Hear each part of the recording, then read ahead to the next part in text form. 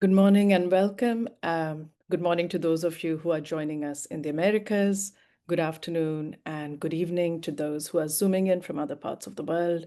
My name is Manjari Mahajan. I'm co-director of the India-China Institute and associate professor of international affairs at the New School. So the India-China Institute is very excited to launch its new edited volume titled Constrained Expertise in India and China, Knowledge and Power in Policymaking, which has just been published by the Amsterdam University Press. This is the first of two panels to launch the book. My co-editor, Mark Fraser, will chair a second panel next week at the same time. We are especially thrilled to have all our chapter authors speak at these panels about their contributions. But before we get to their remarks, let me briefly just take a minute to describe the motivation and the premise of the book. So this volume originated in a year-long seminar that ICI convened virtually with 12 scholars who were based across India, China, Singapore, Europe, and the United States. This group, which included scholars and practitioners from diverse disciplines, including anthropology, political science, geography, law, sociology, urban planning, policy studies. This group would meet online every 2 weeks in the shadow of the aftermath of the COVID pandemic. As you might remember, this was a time where fairly technical matters of science and policymaking had been thrust into public gaze, bringing to the fore questions about the role of expertise in governance. Our fellows were working on a wide range of topics, including health and education, energy, urban planning, technology, migration, rural reconstruction, and more. Nonetheless, all our discussions were animated by some common questions. So these questions were, how do governments mobilize expertise for decision making, and how has this changed over time? What kinds of knowledge are privileged in policy decisions and what tends to be marginalized? And how do expert knowledge and state power place constraints on each other? So these questions about the relationship between expertise and governance are really at the center of this book. The volume really rests on the premise that to understand the nature of state power, we need to illuminate how epistemic and political authority negotiate, draw boundaries, and reinforce each other. We need to delineate the terms of this relationship between experts and decision makers because it's these terms that reveal a kind of grammar of governance that checks an executive, accepts on its power from the authority of experts, and vice versa. That these questions are timely and core to understanding the workings of the contemporary state, of course, has been vividly illustrated here in the United States, where I'm zooming from, where in the last few months, the Trump administration has been aggressively seeking to dismantle an expert-driven bureaucratic state. But this book doesn't look at the United States. In fact, a principal contribution of this book is that it extends the scholarship of expertise and policymaking beyond the experience of Western democracies. By focusing on India and on China, it illuminates how expertise works on the ground in polities that have distinct sociological and historical inheritances from those of the European and American states, which is what most of the literature on expertise has really focused on. This volume also breaks new ground in the literature on contemporary studies of India and China, where the topic of knowledge production for policy making is actually quite underexplored. So even though our authors were working on a real range of topics and, deploying a real range of disciplinary lenses, some common thematics emerged from our seminar and this kind of joint conversation we were having. So let me take a couple of minutes to briefly flag some of these common thematics, especially because many of them are actually departures from what has been noted in the extant literature on the politics of expertise. So one consistent takeaway from many of the chapters is that the government's bureaucracy is a primary repository of expert knowledge informing governance. So there is an embedded nature of expertise within the Indian and Chinese state. And this, in some ways, is a point of departure from much of the existing theory, which on Western democracies portrays expertise and the political executive as two distinct entities, and the relationship as constituting some sort of a compact. This clear demarcating of expertise as a stand-alone entity is what did not actually map onto either the Indian or the Chinese landscape. By the end of our year-long seminar, it became clear that for many cases, working within this binary of experts and the state was actually quite unwieldy. We needed a conceptual shift away from this binary and towards a framework that was hospitable to an understanding where it was not always possible to distinguish the expert from the policymaker. So accordingly, the authors of this volume have proposed hybrid categories, such as of embedded expertise, the scholar official, technocracy, and the expert bureaucrat. Another related theme that emerges from the volume is that even when formal expert regulatory structures are present as separate institutional entities, there is frequent and regular political override in both countries. The informality around legal and bureaucratic procedures for governing expert bodies and incorporating the expert advice makes this political co-opting, brokering, and override strikingly evident in both countries. A third theme that authors underlined was a pattern over the last decade in both India and China of the increasing powerlessness and struggles of local voices, whether they emerge from local and provincial governments or social movements and activists that had been previously included in policymaking.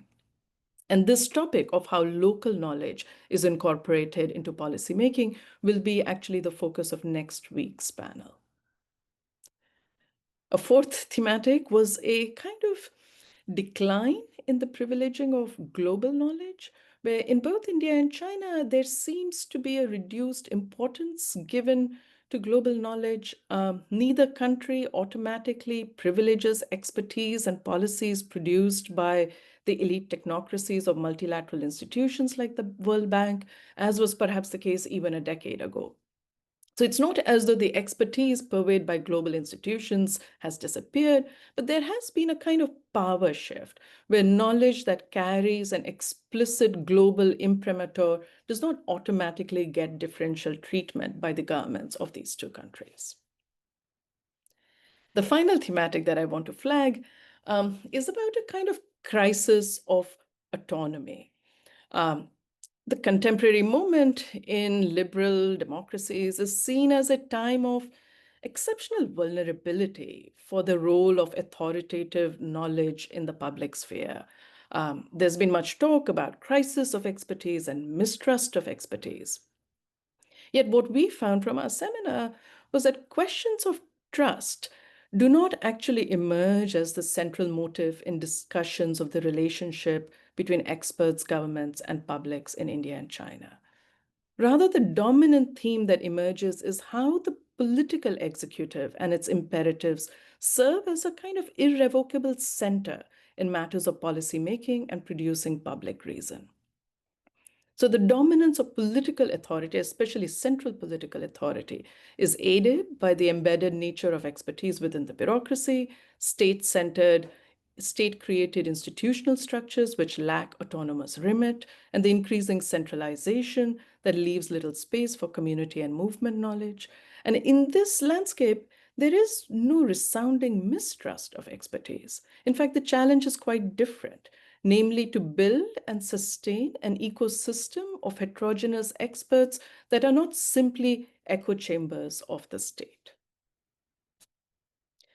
And I'll wrap up here. To be sure, in no country are there completely autonomous expert bodies to advise the government. The boundaries between expert advice and policy making are always negotiated.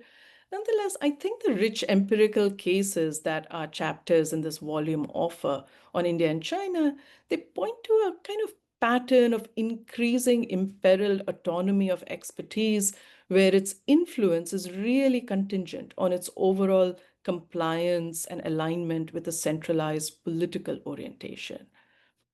And what this volume eliminates in the cases of India and China might actually have really important lessons for the direction that countries like the United States and others are moving in.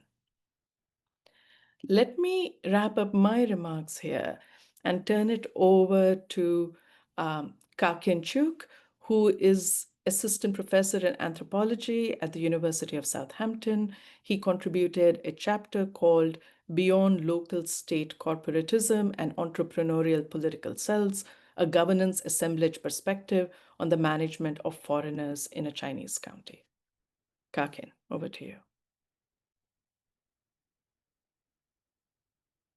Thank you, Manjari, for the very important introductions to our edited volume. And yeah, it also create a very productive context for us to carry on some conversation that we have built from our seminar, but also from the publications project. And yeah, I will also take this chance just to briefly talk about the chapter I contribute to the volume. And the general idea of this chapter is to to present the general development in the literature of Chinese politics studies that Chinese county level like governance has already been a very productive site for us to assess and examine like Chinese policy innovations, mostly because a very particular Chinese like county level political context. What I mean by that is, yeah, the county level policy making is always a very curious subject because, I mean, the county levels, like officials or the bureaucrats, don't have absolute power to decide the policy they want to execute or the policy they want to make, mostly because, in the Chinese political structures, the central state always have a very strong power to decide the kind of dimensions and directions of how local policy should be cultivated, should be executed.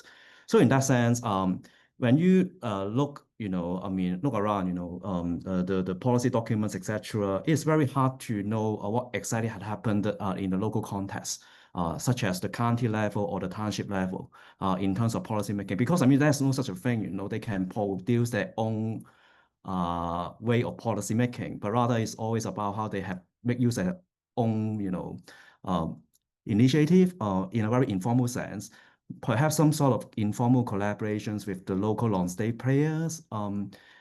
And before the coming of power of Xi Jinping in 2012, and that was always the case in which there has been a very interesting sort of collaborative relations between the state players and the non-state players in the county level policy making. And that's what we have learned from the literature in political science and anthropology. I mean, before the coming of power of Xi Jinping, in which, yeah, I mean the very cooperative thinkings or entrepreneurial thinkings about policy making has been very obvious, like in many studies, or in many studies of the county level governance. Um, as a way, for them to solve the everyday contradictions between socialist like ideology, the Chinese socialist ideology, and the very important market reform that has been in place for a while since the open door policies. So of course, I mean, if you read the policy document, etc., it's very hard to discover what had happened there. But a lot of important contributions, political scientists like Jane Owens and Bill Ackman, etc., they have created a lot of studies, field studies, ethnographic studies, qualitative research study. I mean, to tell us what happened during that particular period of time that the local bureaucrats and the non-state players have made very significant contributions to on the ways in which how a Chinese county could be effectively governed. So that was the time, before 2012, before the time of Xi Jinping. But after Xi Jinping, we all know what happened, in which that's also the theme that we addressed in this edited volume. There has been an increased concentration of political authorities on a central state level, in which they want to have stronger hold on the local policy makings and the local ways in which how they govern certain types of local issues. But of course, I mean, we also have more globalizing factors. You know, I mean, international migrations to China is one of the things I addressed in this paper. And when you consider the fact that international migrations, South Asian migration to China, it's not necessarily just an issue that a local state have the capacity to deal with, but also you have lots of influences from the central state in terms of migration governance and of course, I mean, in the time of Xi Jinping, they talk a lot about national security. They talk a lot about social stability, but they also talk a lot about, I mean, to have a very standardized sort of versions about political loyalty to the Chinese Communist Party. So in that sense, I think the period studies about the kind of connections between business sectors or the non-state sectors and the state sectors, it's very hard to capture in today's politics. Mostly because I mean the Xi's idea about how he should rule China has a lot to do, we all know about what had happened since he become so powerful. The anti-corruption campaigns, and the also, I mean, the national security considerations I mean, across all level of governance. So it's not easy, I mean, to talk about. I mean, there is like cooperations between the business sectors and the government sectors on a local county level dynamics. So in that sense, I think ethnography, qualitative research is still very important, but we cannot just copy and paste the previous existing theoretical paradigm to explain what has been going on in the time of Xi's rules of China. So in this chapter I offer that assemblage, which is a very important term in recent anthropology and also in recent policy studies, that we just not look at a particular policy making process per se, but we look into the very complex process in which there's no end and starting points. State players and non-state players, but also the material and non-material force all have a part to play to shape a particular policy outcome. But it's not necessarily just about the policy, it's about the environment, it's about the ecology of how a particular policy discourse has been cultivated. So I think I'm not using it as a theoretical construct, but rather as a methodological sort of, rethinking how we can, I mean, still rescue the policy story, despite the fact that there has been a strong force from the central state level that they don't want those kind of stories to be widely circulated on both local and global scale. So I don't think I have time to elaborate the ethnography, but I think it's also quite a nice chance, I mean, just to opening up, I mean, the theoretical discussion I want to establish on the basis of what I've been offering in this chapter. So I think I will stop here. Thank you very much. Kakin, thank you very much for those remarks. Our next speaker, we'll have discussion at the end, so I'm not going to say much. And please, to the audience, place your questions in the Q&A box, and we'll take them up at the end of the session. But our next speaker is Lorraine Kennedy, who's CNRS Research Director of the Center for South Asian and Himalayan Studies at EHESS at Paris. She, along with Ram Mohan Chitta, contributed a chapter titled Policy Making and Expertise in Telangana State, Mediating Knowledge and Interests in Pursuit of Economic Development and Social Justice in Hyderabad. Lorraine. Thank you, Manjari. It's very nice to be here with you all and to again share with the group in our collective work. So this chapter was co-authored, as Manjari said, with Ram Mohan Chitta, who is with us here today in the attendees. It's based on research that we conducted together in Hyderabad, the capital of the South Indian state of Telangana. So Telangana, I'm going to quickly share here some slides. Telangana was formed in 2014 when the state of Andhra Pradesh was bifurcated. And it was the result of decades of struggle. And here's a map of the states of Telangana and Andhra Pradesh following the bifurcation. So as I was saying, it was the result of decades of struggle and led in the final years by a movement called the Telangana Rashtra Samiti, or TRS, which transformed into a political party and was elected to power immediately thereafter, serving for 2 terms before losing elections in 2023. So this was the backdrop of our study. We questioned whether the rescaling of state territory and political authority reshaped policymaking compared to earlier periods, and specifically whether the role of expertise in policy conception and delivery had shifted. The period we considered for the study was between 2014 and 2022. So we framed the problem as one of mediation between different types of knowledge and interests in pursuit of a political settlement. Indeed, the leadership faced an urgent imperative in 2014.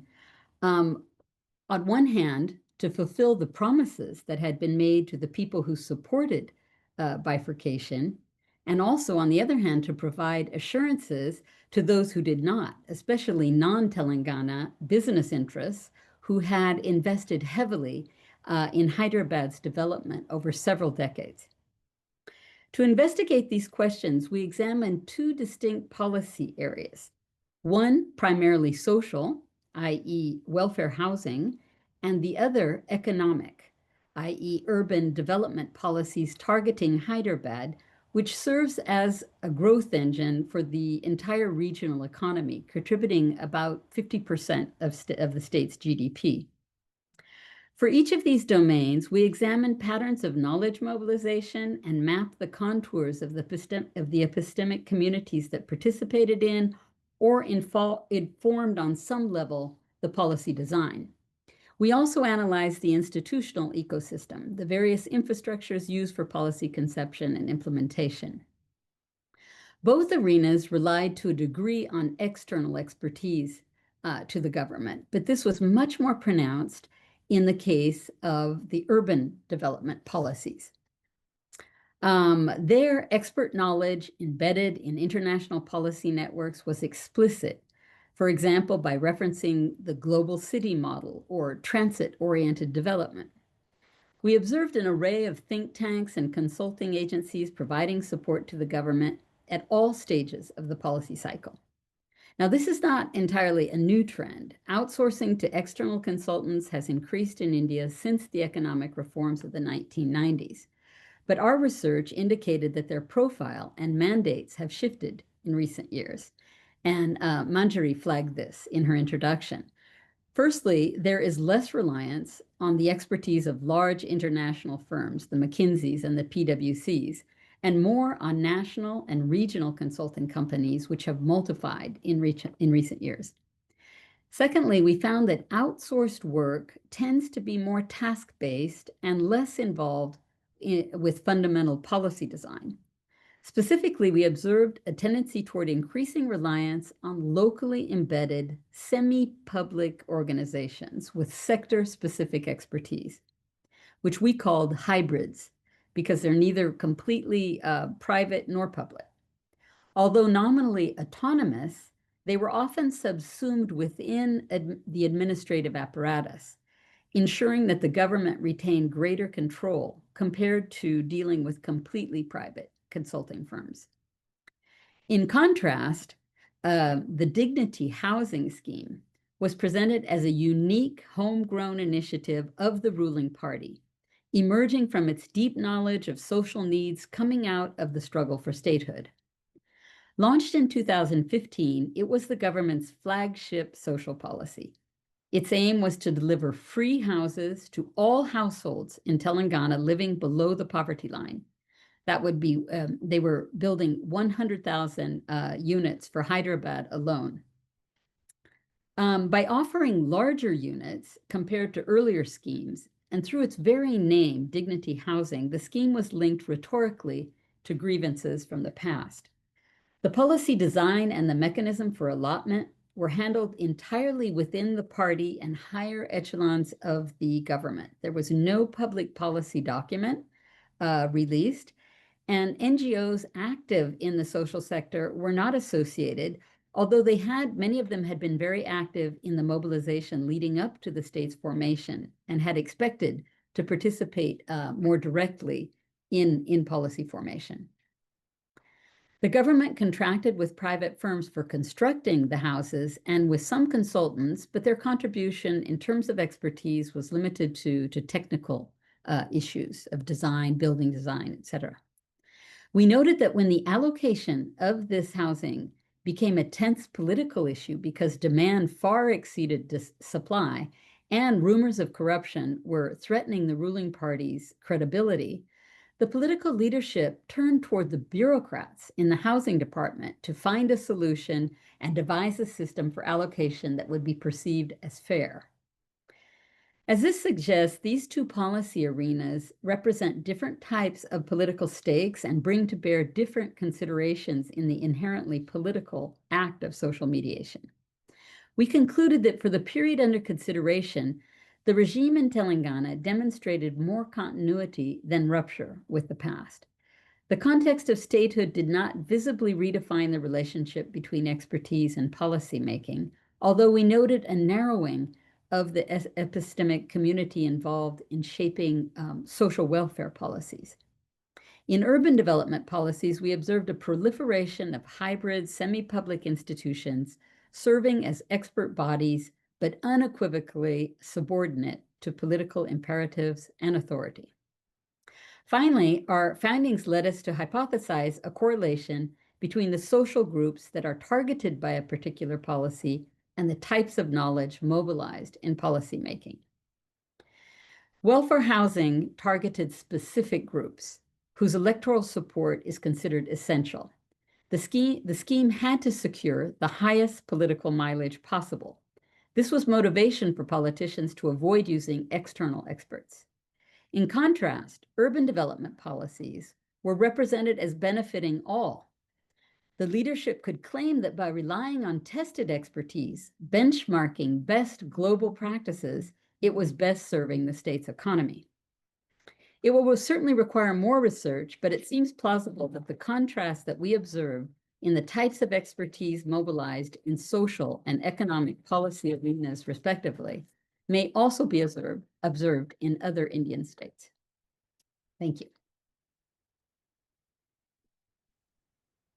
Thank you, Lorraine. Our next speaker is Wenjuan Zhang. She's professor and associate dean at Jindal Global Law School and executive director for the Center for India and China Studies at the Jindal Global University in India. Her chapter was titled Divergence of Universal Elementary Education Policy Implementation and the Culture of Expertise in India and China. Wenjuan. Sure.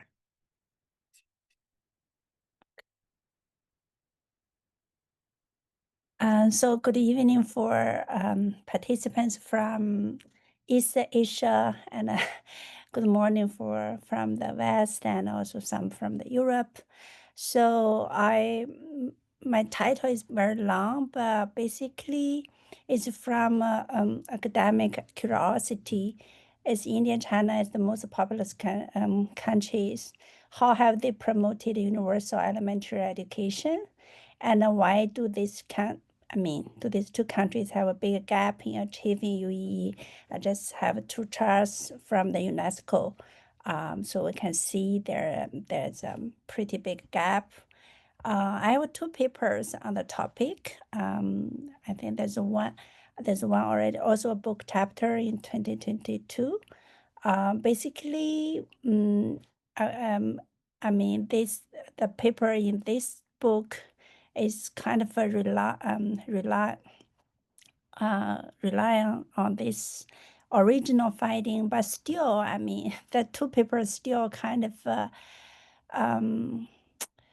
not very systemic in terms of having a dialogue with the existing theories. But I think the finding is interesting for expanding the comparative knowledge in terms of policymaking and governance.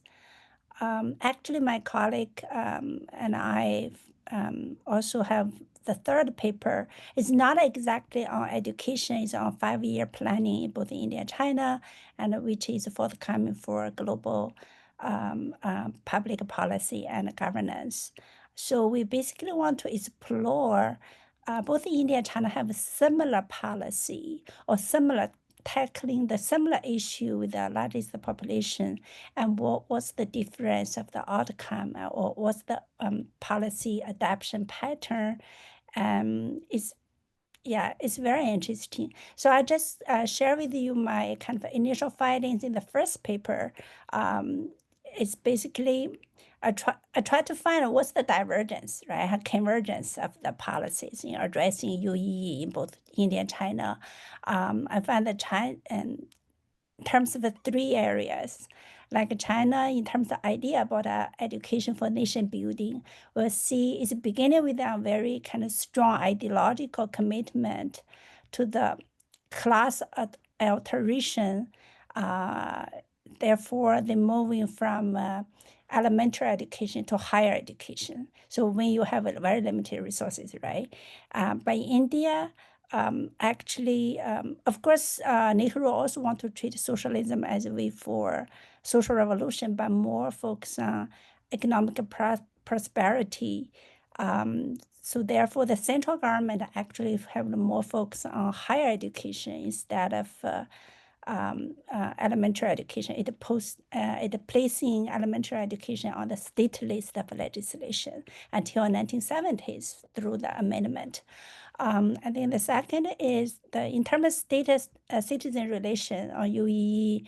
In China, later I will show the policy. So in China, actually, the 1954 Constitution placed education as a fundamental right, but later in 1980s Constitution is moved to as both a right and a duty for both state and citizens.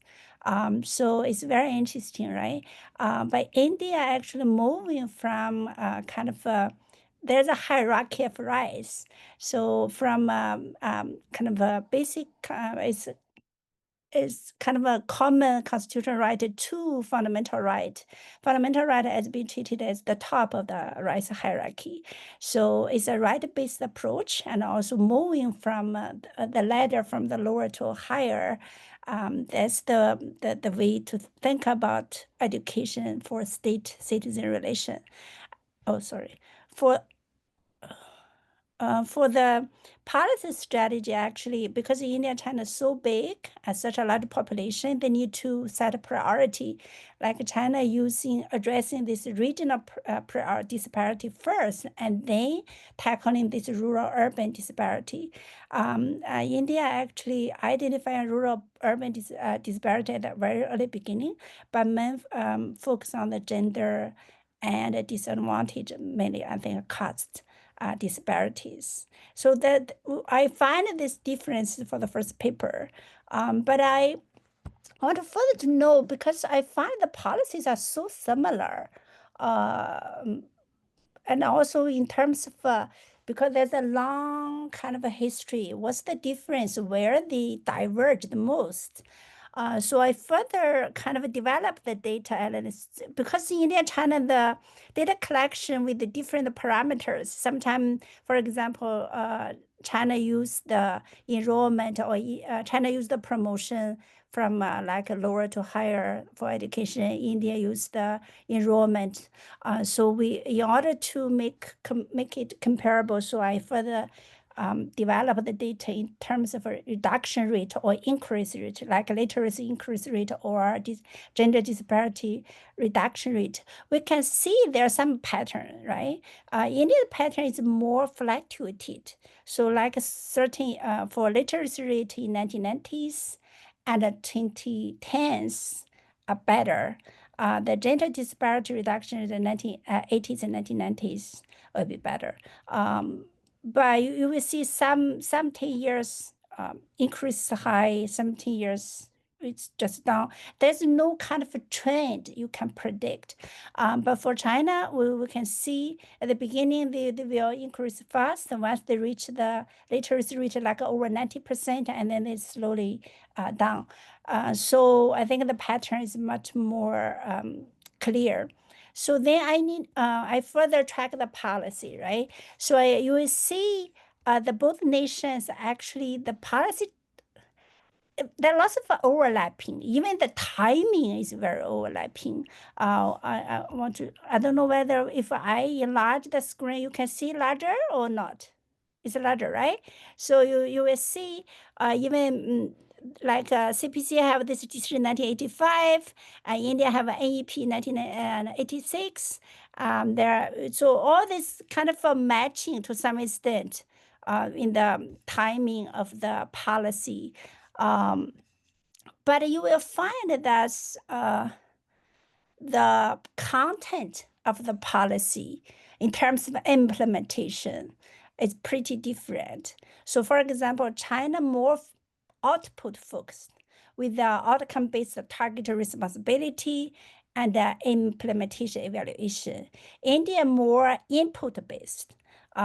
Such as what you need to have the setup, organization setup, financial resource fund flow, or even implementation checklist, but not mentioning the evaluation or consequences of failure, even without a clear definition of literacy. So China have a very clear definition for literacy, like you need to know 1,500 words, and then later move to 2,000 words. But India, so far, I have not found very clear definition what is being literate. So that makes also the evaluation harder, right? Sorry, what's the? So I try to develop some kind of a dialogue with the existing theory, especially for policy or culture of expertise. So I've identified two factors. One is the standard of legitimacy, and then there's the institutional arrangement of central-local relation. I think in terms of standard of legitimacy, I would see. So China pretty focused on why is outcome-based, right? China's whole kind of legitimacy based on the state capacity to deliver. So that has been why I push the government to have lots of efforts on the outcome. By India, we will see is try to provide kind of a common institutional life. I think this the Chaudhary's, I agree, I strongly agree with him. So it's a kind of a give you a framework despite of this disagreement. So it's more on procedural legitimacy. I think in terms of meaning of education for nation and individuals, so China plays both. So it's necessity for economic development and organization for the nation, but also the duty for citizens to improve civic quality and vocational skills. So that's, I mean, the two documents I mentioned, the very critical documents for elementary education. By Indian education, the way to express and promote social cultural identity first, and then as the way to benefit from economic development. So we can see that legitimacy is very different, which can help explain why the policy implementation pattern is so different. In terms of institutional arrangement of central local relation, I think Ken also mentioned the county level. So actually, China's governance mainly through this kind of adjustment of a central local relation is pretty flexible. Sometimes they give more autonomy to the local, sometimes they give very little, they take away the autonomy through this adjustment. But India's kind of a central local is through very institutionalized federalism. This flexibility is lack. And then also I think Selena Ho also mentioned about the formal rules and informal mobilization. I think that also matters a lot in terms of this policy implementation. So I just stop here. Thank you. I think I took too much time maybe. Yeah. Thank you, Wenjuan. Let's move on to Yu Zhao, who's Professor of Geography and Chair of Earth Science and Geography at Vassar College. Her chapter was titled Knowledge and Power, China's High-Tech Industry and the Perils of a Shifting Global Knowledge Hierarchy. Yu. Okay, thank you. Thank you for this opportunity to talk to all of you. Let me try to, I think I'm sharing the screen. Are you sharing the, okay, is this a sharing? Okay, did I do something wrong? Hello? Yeah, do you want to go into slide view? Because we can see the bar on the left. Oh, okay. Is this the slide view now? I think so, yes. Okay, excellent. Yeah. Maybe not. Yes. No, no. It's not a slide view. No, we can see on the right-hand side, your next slide and your note-taking bar. Oh, okay. I think I need to swap. I think this is better. Yes, that Okay. works. Okay. Excellent. Thank you so much. Yeah. I really appreciate this opportunity to talk to this panel. My paper is somewhat different in the sense that not so much looking at the domestic sort of a power between the expertise and the central local relations, are more like internationally, the global power that waged through these expertise. And so I've been working on China's tech industry. So it's a weird sort of a power play becoming increasingly innate. So my work is really on these two sectors of two of China's high-tech sectors. So we're familiar with this sort of a colonial hierarchy of knowledge where the global north is the center, where global south as the applications. This has been largely taken for granted in the industry and technology sector, even though in social science there are a lot of challenges. So in the industry sector, in technology, the global north in terms of patent, scientific publication norms, R&D, and technical standards are seen as sort of defining this industry, and the global south in implementing it through production network, licensing, and contract research. And so the sector I've been doing a lot of work over the years has been the ICT, the information communication tech, and more recently the drug industry. I wanted to just give you a very brief sort of discussion about these two industrial patterns. So, sorry, I think I need to get so this part is ICT. So ICT is a very typical sector from Japan all the way the four dragons to China as a way sort of a global integration, as a path for upgrade and innovation. So China also started with 1980s in the Southeast Coast assembly line, and then gradually to the 90s to more capital intensive goods. And in the 2000s started to emerge their own companies, some of which are big, sort of doing a lot of research themselves, like Huawei and Lenovo. But many others are what we call the knockoff, the Shanghai companies that build their sort of product based on the existing design and adaptation. And so the most of expertise reside in the global north. However, the expertise developed in China is sort of conceptualized like add-ons. They're add-on by recombining, integrating different elements of supply chain. And so they're adapting and make it better in some ways or adopting it for the domestic market. But that expertise developed is seen as not as essential as the core coming from the global system. Now, for a while, this was seen as marriage made in heaven because the Americans companies has benefited from the system by higher profit with cheap labor, licensing revenues, and they have competitive product, and they enjoyed a premium brand in China. And the Chinese firm also benefited access to high quality equipment, competitiveness globally because the economy of scale. And during the process, they also gain experience and expertise, these add-ons. And they can focus on user level innovation while the bigger platform is provided by the large multinational companies. Now, Chinese government has long been uncomfortable in this pattern, tried repeatedly to develop their own core technology like semiconductors to gain sovereignty. However, it has failed repeatedly because the companies didn't really want to do that because they kind of felt like the current arrangement is benefiting for them. I'm talking about Chinese domestic company, even Huawei. And of course, by the first Trump administration, the whole thing collapsed as the weaponization of ICT supply chain first launched by the United States.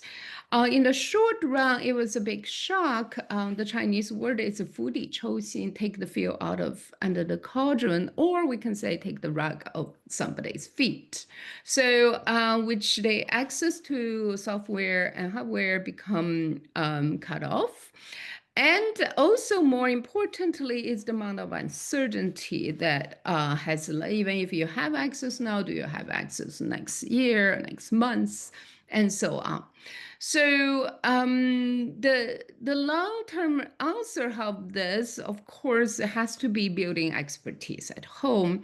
So in the last few years, we see China has mobilized the industrial ecosystem in hardware, started to develop new equipment that they did not need to, or develop software, but choose a more open source system that can build each other fast.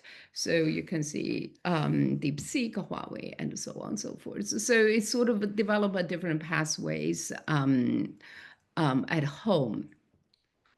So this sort of open integration and then turning to domestic is characterized the ICT industry, but drug industry has a completely different pathways. So drug industry is nationalized in China in 1950s and 1990s. So they're all state-owned company.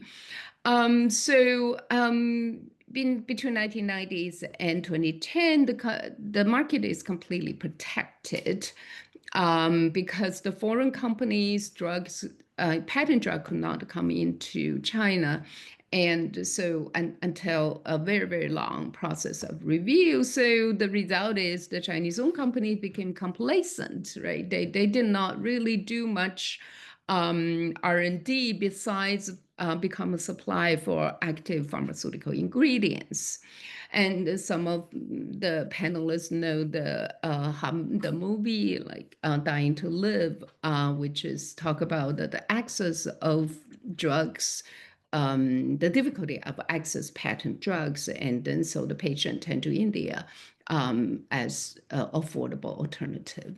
So in this period, the Chinese companies are pretty much dependent on the domestic, and but most of the drugs were generic only, and they do not do much R&D. So, and this a lot have to do with the effective and corrupted regulation system in China.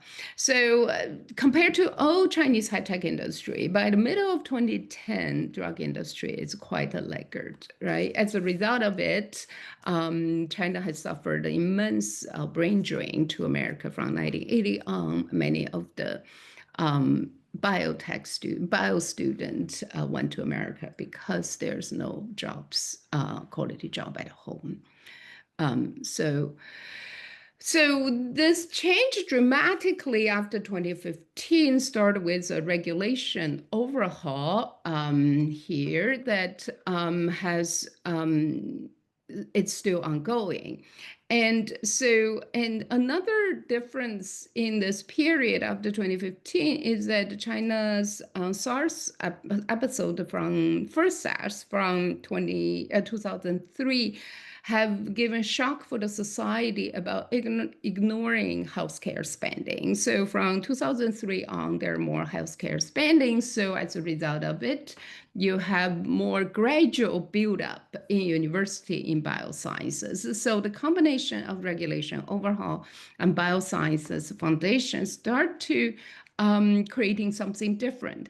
Another difference is that the form of intermediates between the research on biotech and a hospital start to emerge called the CRO, clinical research organizations, which they connect the patient with the pharmaceutical and biotech company. They used to work for foreign companies. After 2008, they start to turn to work with domestic company. And China has always had a lot of patients, and increasingly population aging, cancer, and other chronic diseases became extremely important, right? So all these contexts start to become mature in 2015. So we start to see new players into the biopharmaceutical and biotech spaces. Another condition in the late 2010s is China started to change its reimbursement system of national insurance.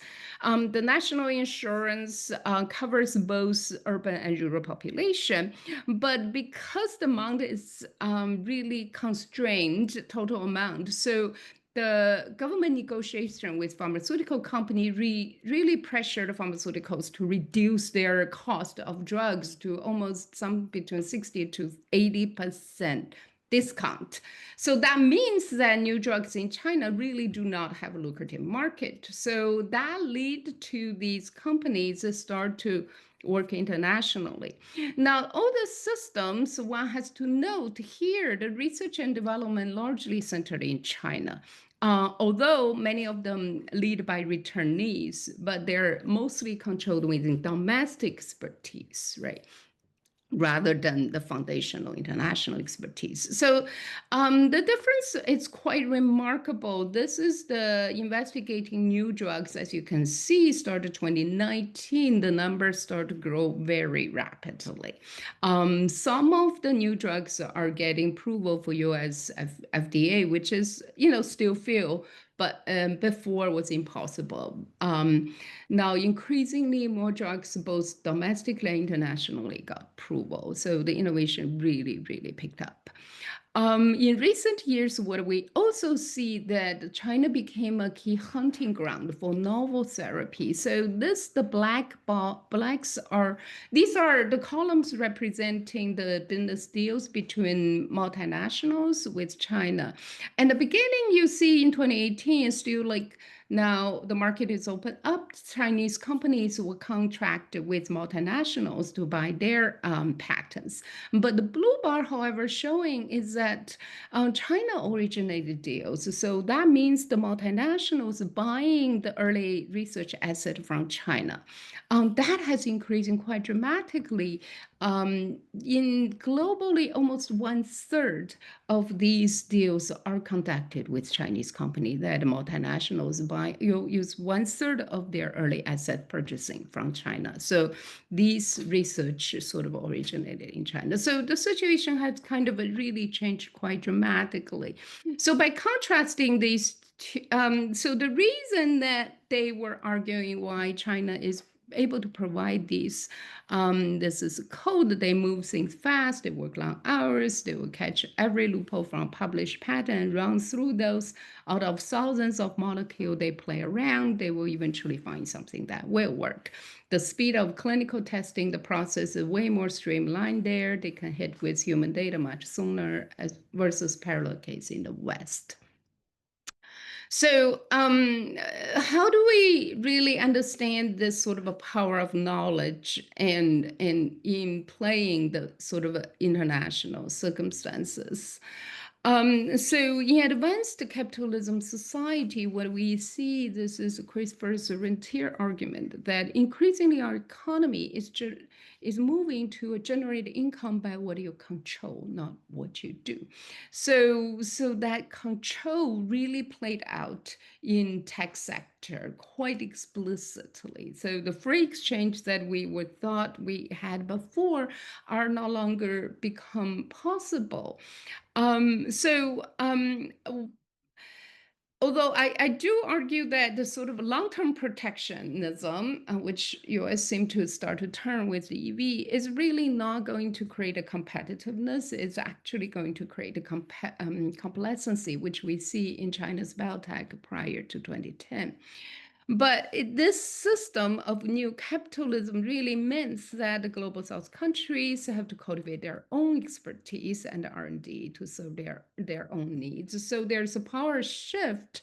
It's not just because there's more expertise coming in the global South, it's because the economic capitalist system also made it impossible for you to rely on others for your core expertise knowledge. So the mandate long-term investment in basic science, even though what is interesting is China's sort of open source development. So the domestic investment, but then sort of open to global sharing, seem to provide a different pathway.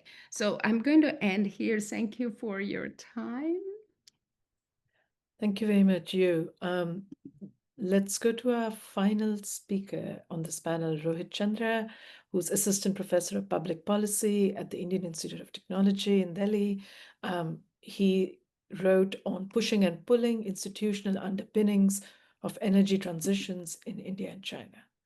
Rohit. Thank you, Manjari, and special thanks to the India-China Institute for, giving us a year to think about this and constantly convene. It was actually a great experience, although it was 3-4 years ago, feels like a lifetime.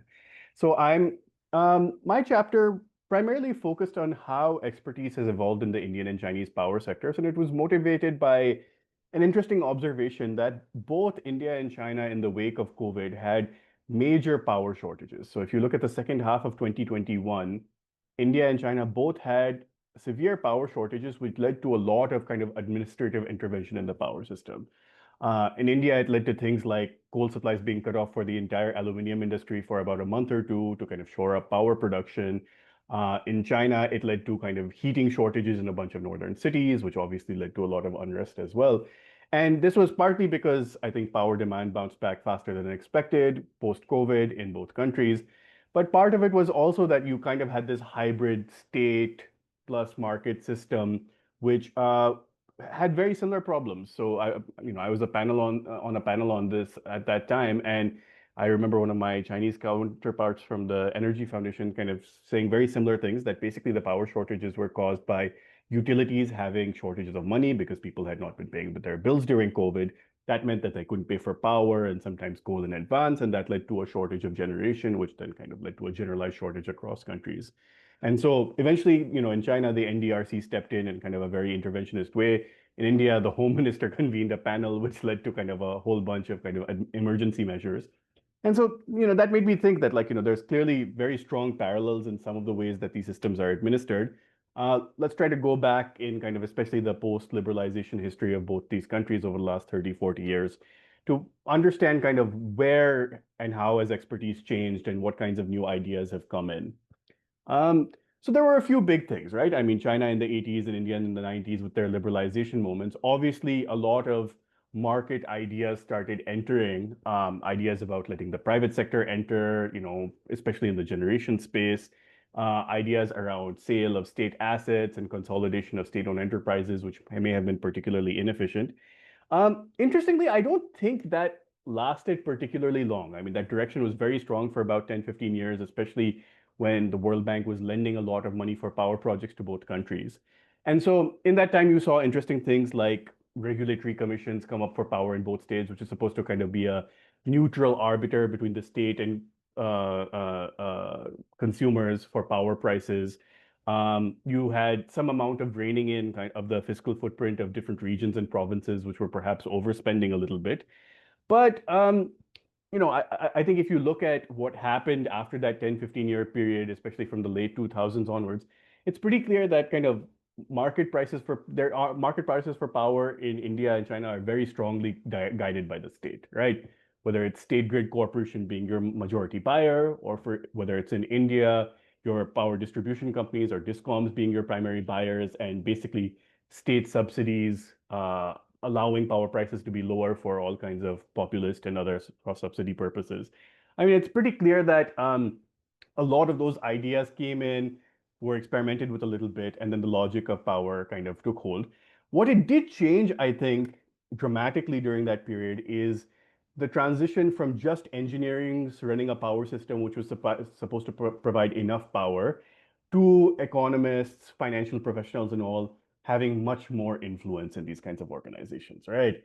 And so, I know the Indian case much better than I know the Chinese case, but for example, in organizations like NTPC and Coal India and all, more senior managers and directors and chairmen came from financial backgrounds, especially from the mid-90s onwards.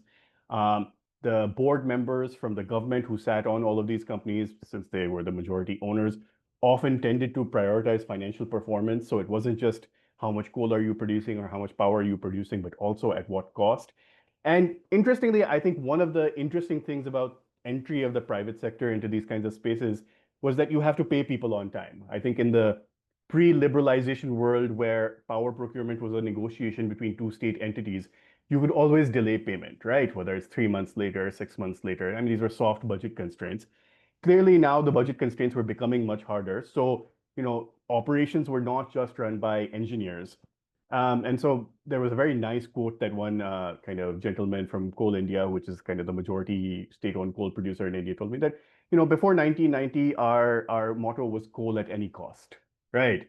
And I think that was, in some ways, a more kind of technocratic vision of the power sector, right? Sufficiency is important. Enough power is important. Let's build it and we'll figure out the pricing later. I think that was largely the philosophy. From the 90s onwards, as both countries start borrowing more money from abroad, as international investors start investing in private assets, clearly that mentality changes a little bit. I think one of the big differences which emerged between India and China is that I think China reached self-sufficiency in power much earlier, right? So by the 90s, early 2000s, I think power shortages, especially for industry and all, were not as problematic, at least from my basic understanding. Whereas in India, power shortages, depending on where you are, even today, can be an issue. So, in some senses, overcapacity was not considered a problem. And I think this is something we've seen in both countries, that you have these interesting lending cycles where state banks are often giving cheap money to power developers to build lots of power plants. And then maybe 5-10 years later, you'll realize, oh, we didn't have to build this many. And now we're running a slightly inefficient ecosystem. I think the interesting thing that you're seeing today is that, Wenjuan talked a little bit about kind of both countries having planning mentalities, right? I think one thing which has definitely changed in my view on India is that kind of because of the abolition of the Planning Commission and all of these kinds of things, the time horizon for planning has become much shorter in some senses and much more responsive to short-term trends than in China, where, I think the NDRC still has kind of this long-term planning ability, which, at least from my understanding, still considers 5-year plans kind of very important. The political cycle is also somewhat coordinated around those kinds of things.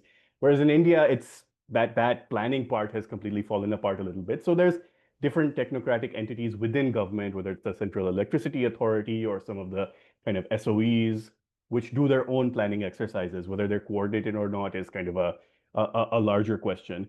One of the interesting things in China that we've seen, and I think State Grid Corporation is a fantastic institution if anyone is interested in understanding this further, of how having an excess of this expertise has actually led to exporting a lot of this expertise as well, right? So State Grid Corporation, in my understanding, has joint ventures or investments in at least 7 to 10 countries across the world where they're building power grids in other parts of the world, right? India has done that in the region, but it hasn't really gone beyond that in many senses. I think just kind of summarizing this a little bit, what are the kinds of experts that emerged, right? You had engineers in kind of the pre-liberalization area, then you have kind of finance and economics type people who are worrying more about cost, a little bit kind of from the 90s, 2000s onwards.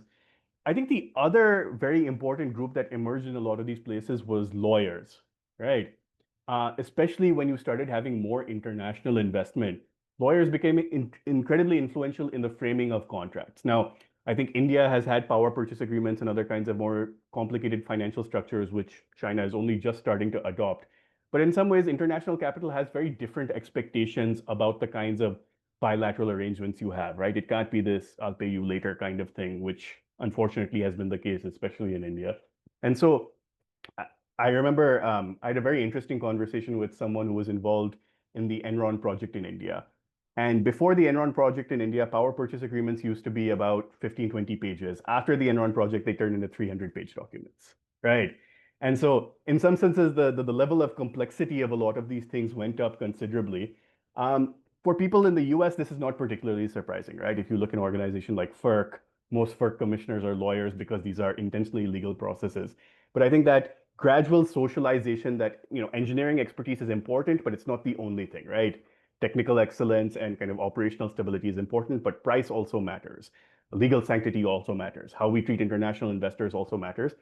And I think that led to, I have this kind of funny phrase in the chapter called kind of the market whisperers of sorts, right? Who are the kinds of people who can keep financial markets happy on this front, right? And sometimes it's consultants, sometimes it's think tanks. Like, how do you sell that story of energy growth, of investability, of, please keep buying bonds of our infrastructure companies, all of those kinds of things, which 30, 40 years ago was not a major consideration. I think the last thing I'll mention, there's many ideas in the chapter. I can't cover all of them in detail. Is that how does this is affected by kind of climate and the energy transition? I think one of the things is that it definitely moves some of the action away from legacy companies to newer companies working on renewable energy, right? So you built up these massive power systems under the assumption that power plants would run for 20, 30 years.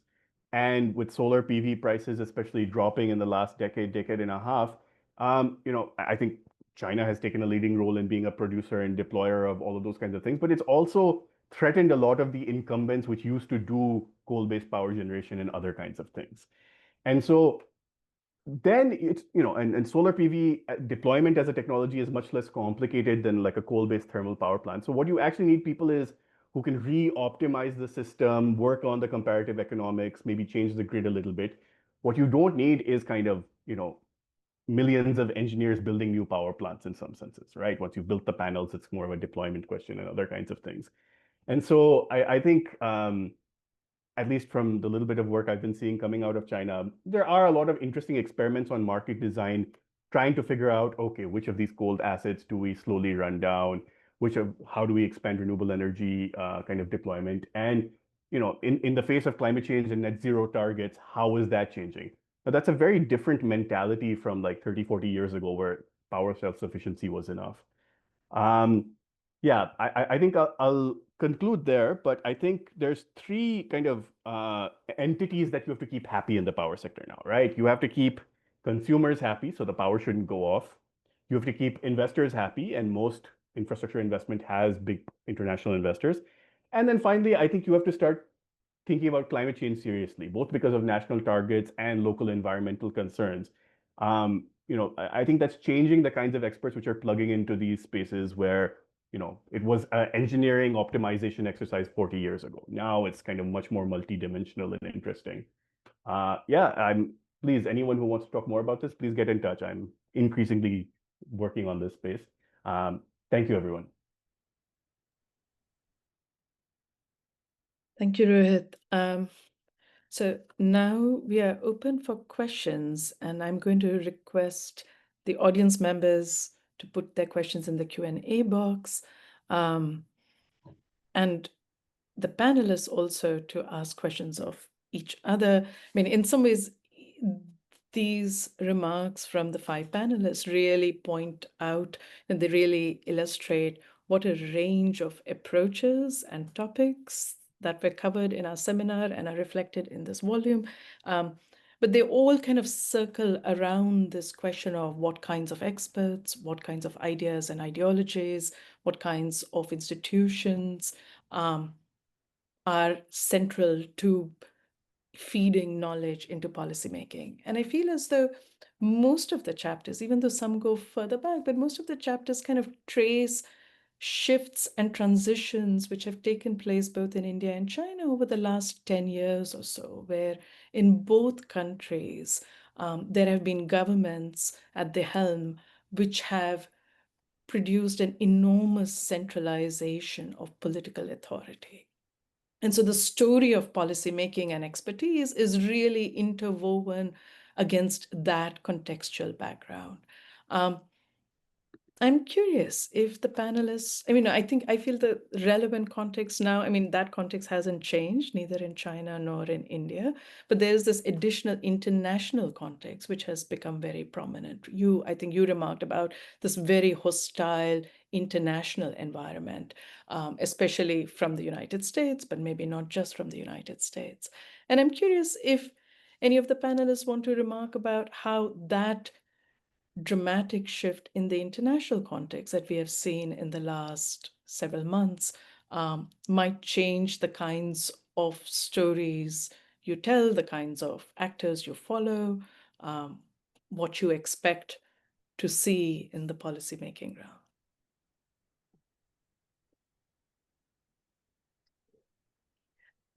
I just wanted to comment quickly because that's sort of what I'm observing, and of course nowadays that anyone who work in the national space are being affected by the U.S.-China. But I think more than a sort of a Trump or Xi or sort of a policy dispute, I do want to highlight this idea of advanced capitalism is evolving in a way that increasingly by wealth and power is knowledge is generated by controlled knowledge rather than by sort of producing things, right? And in China and across the global south now increasingly producing things, but so that trend has been building for decades.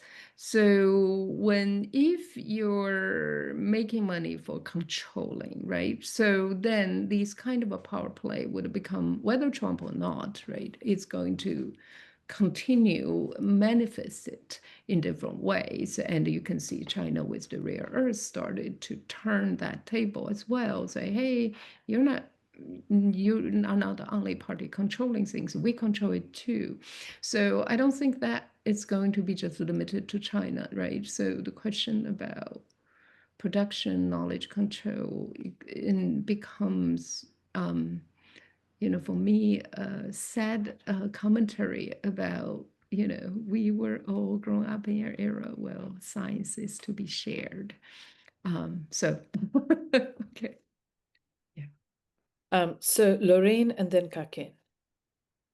Yeah, well, I just wanted to, kind of ask you to continue a little bit along the lines of what you were saying with regard to, I don't know if you consider it as a counter example, but I thought it was very interesting that you said, for instance, Huawei had decided to do some of its, development using open source kind of development. Now, I was very curious about whether that was if that could possibly be a firm level decision or were there some kind of, national guidelines? And if so, what is the thinking behind that? Because that seems to be going counter to your argument about, control, about this bigger trend that's about control and, Yeah, the open source is actually incredibly interesting. Development at the beginning, it was firm specific, right? So some firm Baidu decide to close source, other for AI particularly, but others decide open source is not really clear which direction one should go. But after the DeepSeek came out early this year, and it seems to be the entire ecosystem start to converge to say, yes, open source is the way to go.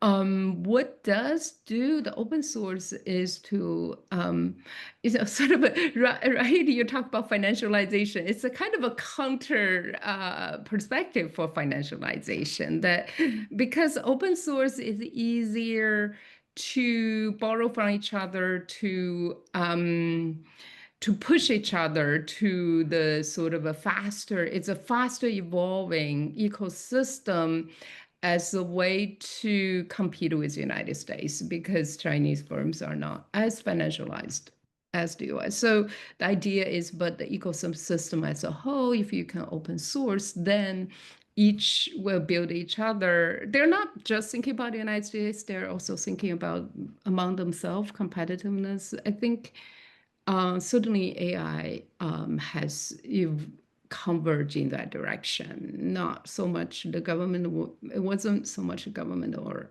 individual firms' choices. Yeah. Kakin. So maybe I'm not 100% related, but again, it's also related to what is happening in the US. In terms of migration management, you do a comparison between China, India, and the US. Now, of course, in the West, including the European countries, the UK, and the US, there has been quite a rapid rise of anti-immigration politics and the rise of far-right settlements, and all these kind of things have played into a part to shape the mainstream politics and especially become very restrictive in terms of immigration controls and things like that. But on the other side of the world, China, now there's the introductions of like global talent schemes, like K visas. And in recent years, there has been also some relaxations about, Europeans like French and Dutch can enter China without a visa. So it's like a lot of, not a lot, but there has been some gentle and subtle reforms in immigration control that has been relaxing the immigrations on the Chinese border. So I don't know whether it's like a counter thing, I mean when the West becoming more anti-immigrations and China seems to be more receptive to immigrations. Of course, I mean on a discursive level, I mean when you're looking into how people talk about immigrations in the Chinese internet, it's not 100% less supportive. Actually, it can be quite racialized as well. But I think we need some more long-term observation on this. But it seems to be the case that China has been changing a bit of its policy, not because some sort of internal dynamisms per se, but it seems like it's like the global political environment has changed, and that has kind of pushed China to reform its immigration policy in a more inclusive way. Yeah. Yeah. Thank you, Kakin. There are a few questions in the Q&A box, so let me take the first one. The first one is for Wenjuan Zhang. Says, picking up from Ms. Zhang's observation that India and China differ on their focus on inputs versus outcomes, do we see this trend across sectors, or is it just in delivery of public goods? Wenjuan. Sure. I think this is a very good question. Based on the existing research, like Selena Holtz and my research on elementary education, yeah, I think in delivering public goods, especially within the constitutional framework for India, it seems there's a trend. But in terms of private sector, you will see why, like my university, Zhendao Global University, as a private university, just within I think 10 years is already entered in the global ranking. So it seems the private sector is more outcome based. So they have this autonomy. They also in the real competition. So I would not see this input-based kind of legitimacy is across all the sectors. So, but it seems from the drinkable water and education, we can see in delivering these public goods, it seems kind of, at least in these two sectors, applied. Yeah, thank you. Thank you. So there's a question from Daniel Lobel, who asks, what lessons should smaller countries that often look to India and China as policy models learn about the utilization of expertise? Watching from Nepal, that often asks these questions. Does anybody want to take this? Rohit. Yeah, I mean, as someone, I was in Nepal a few weeks ago. I think one of the fascinating things about Nepal, and I'm sure, I don't know how many people have followed the stories, is just like, you can see EVs everywhere now, like electric vehicles. 40% of auto sales are through electric vehicles at this point. And it's this interesting mix, and this is a very energy specific example. I don't have some grand notion of expertise, but in the energy sector specifically, three things have worked out in Nepal in the last 3-4 years, which have really fed this boom. One is that they've started building a lot more run of the river hydro plants, which they've been planning to do for 20 years, but haven't worked out for various reasons. And so they're becoming a net exporter of power, which they weren't a decade ago. The second thing is someone had this bright idea that like, let's reduce the taxes on electric vehicles as low as possible, because one of our biggest imports is oil, and most of it is from India through pipelines and other kinds of things. And that was enough, right? I mean, I think the economic logic of electric vehicles had its way. So it was basic tax reform and a little bit of kind of long-term investment in hydro expertise, which is finally paying off now. That combined with the third thing, that among the three people who are being considered for this kind of interim kind of head of state role in Nepal, one was the head of the Nepal Electricity Administration, who now has kind of national political ambitions. I think it tells you that, I mean, it's not just expertise, but I think expertise combined with kind of a consistent track record actually leads to some of these technocrats having very strong political legitimacy, right? You know, I don't know if that's something you could consider more broadly, but I think that's certainly, I mean, for people who are losing hope in expertise, like that was one of those things which gave me a lot of hope that, like, you know, finding those figures and supporting them can actually go a long way. Yeah. Yeah. Go ahead, you. Actually, I want to follow up, Rohit, that your argument about financialization is really interesting, because I think maybe the small country should avoid financialization in some ways. I'm curious whether, because you know, and Wenjuan's argument about education, I mean, could power be also viewed as water, as education, as sort of access being a right? And I mean, there are many histories of China, different sector financialization had led to really both the lack of development of infrastructure and the inequality. That's healthcare is one big part of the story, which I did not go into. I'm curious of your comment, and I find that the financialization seems to be a problem, although you didn't say it explicitly. I want to hear from you. I mean, I'll just say like 20 seconds on this, which is that I think part of it is if you can, what kind of money you let in makes a big difference, right? I think that whole FDI versus FII story is very important. And smaller countries often don't have that leverage, right? So, I mean, they take what they can get in some senses. And so, for example, you know, I have a lot of African students in my classes who are like, look, I mean, if there's one country lending to us, we will take loans from them, right? There's no choice in that matter to some extent. I think the nice thing is that there are options emerging in that sense. And I think one of like, for example, a lot of the sovereign wealth funds are doing much more interesting things than they used to 5-10 years ago. I think also, I mean, interestingly, the BRI has actually like interestingly emancipated a lot of smaller states just on the infrastructural front, right? Like providing basic roads, electricity, housing goes such a long way politically. That's something which, I mean, whatever people, debt trap diplomacy, all of these fears that people have, but the political payoffs are very real. And so, yeah, I mean, I agree that if you can get long-term money at cheap interest rates, please, by all means. I just don't know if the smaller the country gets, the less leverage it has over this. So it's a weird chicken and egg problem. I'll stop there. Yeah, I mean, there's a question that one of the audience members has asked, which actually links into, Rohit, some of the things you're saying here. It's from Sunalini. It says, do these studies move us towards a more conceptual understanding of what expertise looks like? And I would just change it a little bit, not a more conceptual, but a different conceptual understanding, perhaps, of what expertise looks like. By that, I mean the expertise of explicitly political actors, say in legislatures, in deliberative assemblies, lawmaking, etc.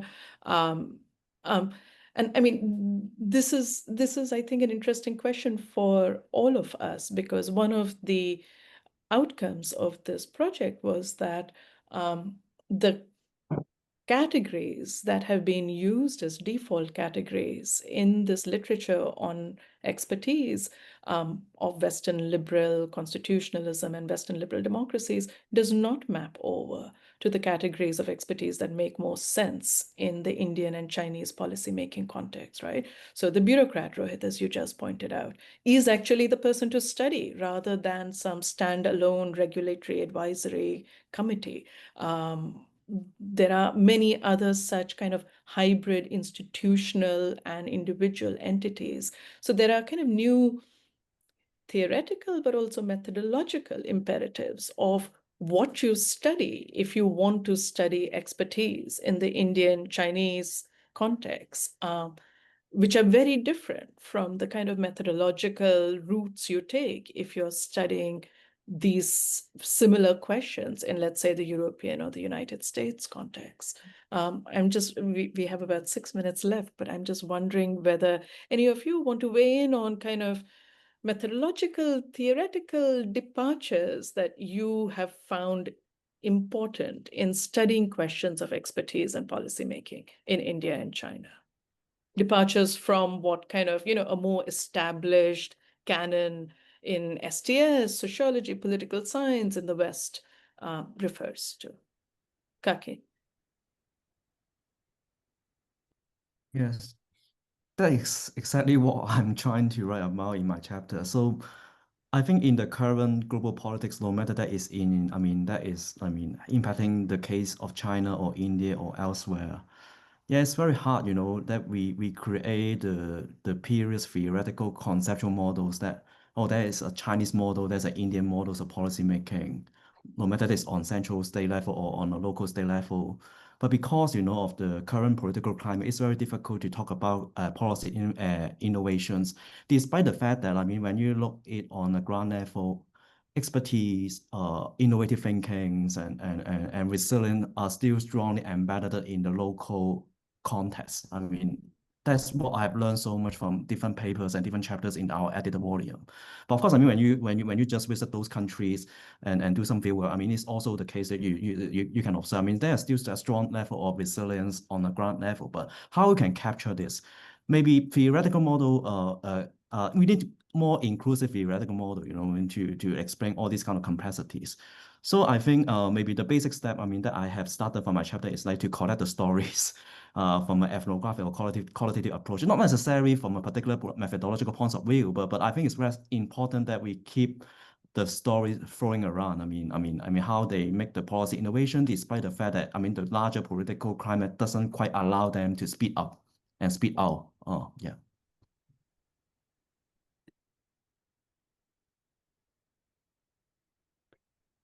Yeah, I would just come in to build on what you said, Manjari, about the fact that,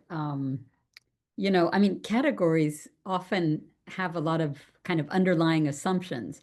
And when you come in and you say independent expert, or you say a private consulting firm, and this is what we all grappled with was that maybe those categories you just couldn't, you couldn't take for granted that they're transposable from one context to another.